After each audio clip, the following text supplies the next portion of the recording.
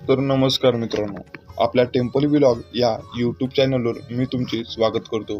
तर मित्रांनो, खूप दिवसापासून आपला व्हिडिओ आलेला नाही, तर जरा व्हेरिफिकेशनचा प्रॉब्लेम असल्यामुळे आपल्या चॅनलवर व्हिडिओ अपलोड करता येत नव्हते। तर आता सर्व प्रॉब्लेम सॉल्व्ह झालेला आहे आणि आपल्याला दररोज आपल्या चॅनलवर व्हिडिओ येणार आहेत। तर मित्रांनो, तुम्ही आपल्या चॅनलला सपोर्ट आणि तुमचा सबस्क्राईब आपल्याला पाठिंबा पाहिजे। तर मित्रांनो, आज अशाच एका आपण टेम्पलचा व्लॉग पाहणार आहोत, ते म्हणजे श्री क्षेत्र रायवाडी। तर मित्रांनो, आज आपण श्री हरणेश्वर मंदिर महादेव मंदिर पाहणार आहोत।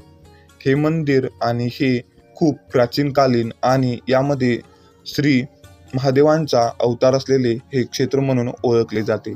तर चला मित्रांनो, वेळ न घालवता आपण व्हिडिओला सुरुवात करू। तर श्री हरणेश्वर महादेव मंदिर हे मित्रांनो खूप सुंदर व येथील परिसर आपल्याला असा पाहायला दिसतो, तो म्हणजे रायवाडी क्षेत्र, कवठेमहांकाळ तालुका होय। तर मित्रांनो, येथील परिसर अगदी सुंदर व निसर्गरम्य होय। कडेला सगळीकडे डोंगर व मध्ये हे क्षेत्र वसले आहे। तर चला आपण येथील संपूर्ण भाग पाहून घेऊ। त्याआधी व्हिडिओ शेवटपर्यंत पहा आणि व्हिडिओ मोठा असला तरी हा व्लॉग खूप महत्त्वाचा आणि प्राचीन मंदिराचा आहे। तर व्हिडिओला नक्की पहा आणि चॅनेलला सबस्क्राईब करा। तर ही समोर जी उंच दिसणारी मूर्ती म्हणजे श्री देवोंके देव महादेव यांची भली मोठी मूर्ती होय। तर मित्रांनो, ही मूर्ती जवळजवळ 60 ते 70 फूट असावी व ही महाराष्ट्रातील सर्वात उंच म्हणून ओळखली जाते। तर या मूर्तीची ठेवण म्हणजे ही पर्वतावर उभी असून यावर 4 हाताची प्रतिमा व एका हातामध्ये त्रिशूळ व शंख आणि एका हाताने आशीर्वाद व दुसऱ्या हातात डमरू, तर गळ्यामध्ये रुद्राक्षाची माळ व गळ्यात नाग अशी या मूर्तीची ठेवण केली गेली आहे। तर आपण जवळून पाहिले तर या मूर्तीची प्रतिकृती आपल्याला अशा प्रकारची दिसते। तर ही मूर्ती प्राचीन व त्याची प्रचिती एका मायाच्या भक्ताला आली असल्यामुळे ही त्याने मूर्ती बांधली आहे, असे येथील लोकांचे सांगणे आहे। या मूर्तीमागे आपल्याला विठ्ठल रुक्मिणीचे मंदिर पाहायला मिळते। येथे महाप्रसादाची या मंदिरात बनवला जात असावा। यामध्ये आपल्याला इथे भांडी दिसतात। तर या समोरील भाग म्हणजे श्री शंकराच्या मंदिराचा भाग होय। या पुढे प्राचीन कुंड दिसतो। त्याचे वैशिष्ट्य म्हणजे त्यामध्ये 12 महिने पाणी असतात व तेथील भक्त त्यामध्ये पैसे टाकतात। या कुंडाला पैशाचा कुंडही असे म्हणले आहे। तर मित्रांनो, व्हिडिओ शेवटपर्यंत नक्की पहा। त्यापुढे पायऱ्या चढून आल्यावर आपल्याला दिसणारे हे श्री शंकराचे मंदिर होय। हे अगदी प्राचीन असून श्री स्वयंभू आहे। तर हे जे पुढे दिसणारे छोटेसे गणेशाचे मंदिर होय। या मंदिरामध्ये श्री गणेशाची छोटी मूर्ती अगदी सुरेख व सुंदर पाहायला मिळते। याच्या पुढे आल्यावर आपल्याला श्री रायवाडीचे शंकराचे मंदिर दिसते। प्रथम आपणास एक नंदी पाहायला दिसतो व तो अगदी सुंदर व रेखीव रेखाटलेला दिसतो। या नंदीच्या पायाशी आपल्याला कासवी पाहायला मिळते व बाजूस शंख पाहायला मिळतो। आता आपण श्री शंकराचे मंदिर पाहू। त्याआधी चॅनलवर नवीन असाल तर चॅनलला सबस्क्राईब करा। तर हे जे पुढे दिसणारे श्री शंकराचे मंदिर होय, हे अगदी प्राचीन असून स्वयंभू आहे। या मंदिरावर शिखर अगदी उंच व सुरेख आहे। यामध्ये वेगवेगळ्या देवी देवतांची, ऋषींची छोटी मंदिरे पाहायला मिळतात। मंदिराचा समोरील भाग आपल्याला श्री हरणेश्वर महादेव मंदिर रायवाडी असे पाहायला मिळते। त्याच्या खाली देवांची आरती व पुढे मंदिराला गेट पाहायला मिळते। तर मित्रांनो, हे मंदिर खूप प्राचीन असून यामध्ये एक विधिलिखित घटना आहे। बाजूस अभिषेकाचा व आपल्याला वार वेळेचा फलक दिसतो। त्यामध्ये सोमवार सकाळी 4 ते 6 पर्यंत आरतीची वेळ, पहाटे 6, दुपारी 12 व सायंकाळी 6 अशी आहे।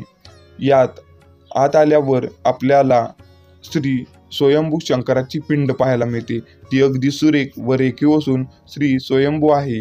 याच्यावर पंचनागाचा समावेश असून वर कलश असून व हे मंदिर पाहून मन शांत व प्रसन्न होते। पिंडीच्या बाजूस त्रिशूळ व गणेशाची मूर्ती आहे व नंदीची व अन्य सामग्री ठेवली आहे। तर मित्रांनो, आता आपणास प्रश्न पडला असेल की हे हरणेश्वर म्हणून मंदिर प्रसिद्ध का आहे?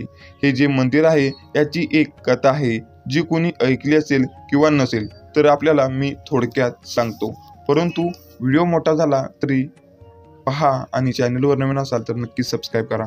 तर या मंदिराला हरणीचा शंकर म्हणूनही ओळखले जाते, पण असे का? तर या मंदिराचा उल्लेख शिवलीलामृत मधील अध्यायामध्ये केला आहे।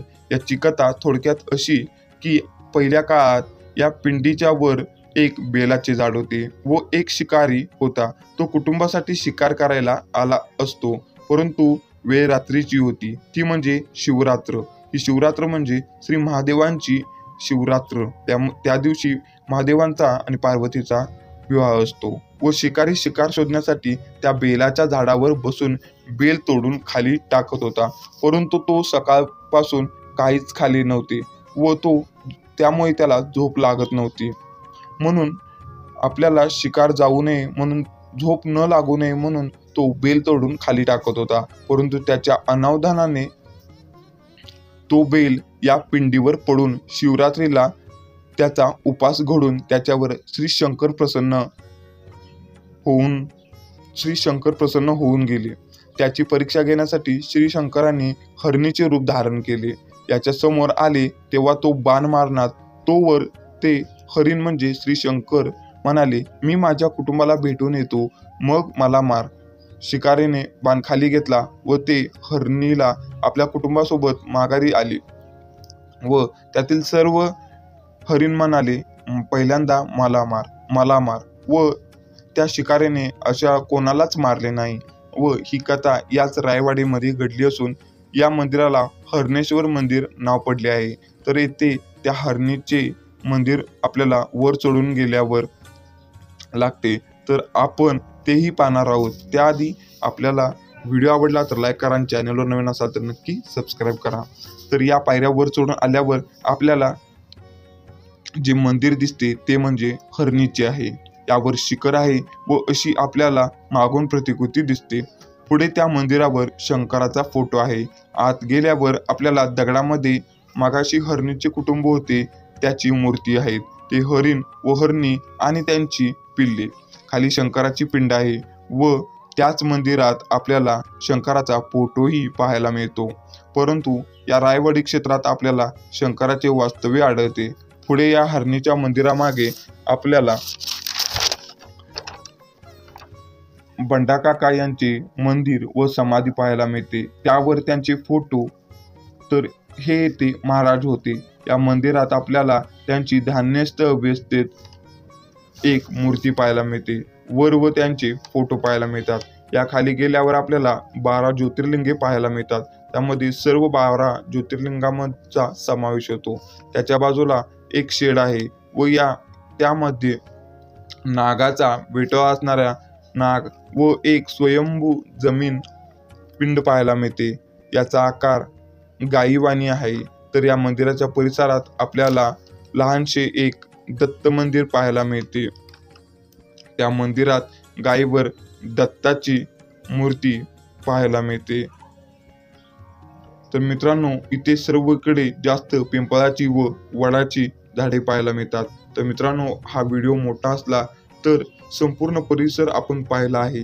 तर हा परिसर अगदी सुंदर व कडेला महादेव रांगा असून बाजूला छोटा तलाव व बाजूला हे मंदिर अगदी सुरेख पाहायला मिळते। तर व्हिडिओ कसा वाटला हे कमेंटमध्ये जरूर सांगा आणि कमेंटमध्ये हर हर महादेव लिहायला विसरू नका।